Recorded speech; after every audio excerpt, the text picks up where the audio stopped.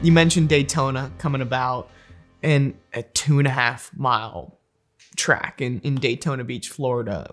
Was that ever heard of or anything like that before? Well, then? there were some big tracks, Yeah. no question about it. Bill France was such a genius and gets not any near the credit he deserves. He came from up around Washington, D.C., and was headed to Florida, stopped off in Daytona Beach, ended up with a filling station down there. And he built this entire thing penniless when he started. Bill France just had this incredible sense of what America was really about. And he presented to them what they really were. And it was certainly not the intellectual top of the order, but it was the people of this country all over, all those short tracks. And every one of them had a champion and a villain, and they were all home cooked. They were there. They were theirs.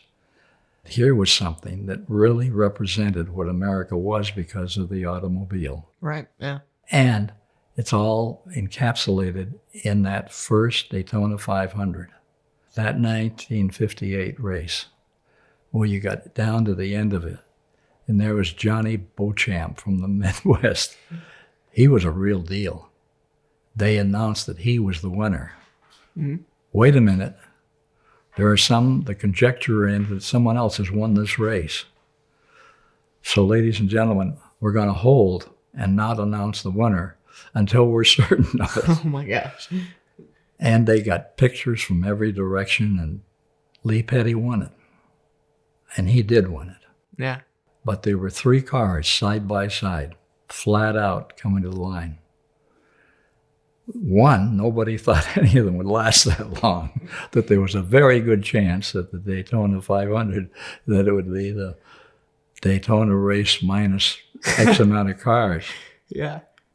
Nobody would have believed that that race would finish that way. And so Bill held up everything. And they found that photo. And there it was. And that was the best we had. And Lee got credit, and Beauchamp got second. Yeah. And another car was up on the outside 2 laps there. That we could register with. And they were late model cars now, new cars. Whoa. All of that played into this sport evolving into what we have today. It's all found in that picture. Yeah, I find it unbelievable that after 500 miles, it comes down to a matter of feet, inches. And it still does.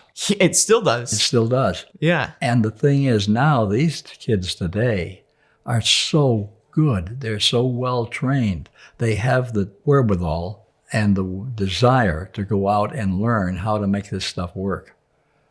And it works. It does. And the sport worked in general. You mentioned Bill France Sr., penniless with a dream to start NASCAR.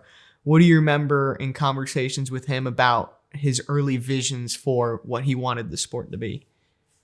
You see them. Yeah. I mean, he created what he thought he saw. And he captured the imagination of the public. History. How did you first get connected with him? There was a guy named Bob Saul, S-A-L-L. He was a sprint car driver. And he ran in the 30s, and he was pretty good. And he had the gift of gab. And France heard about him, and he made him the Northeast representative for NASCAR. And God knows that the sport had grown in so many directions. Every part of the country needed another fellow. And if you check on it, you'll find them from California to New England. And I got recommended by Bob Saul. And I went down for 2 days, 58, 57 in there. And here I am now. And proud of it. Yeah.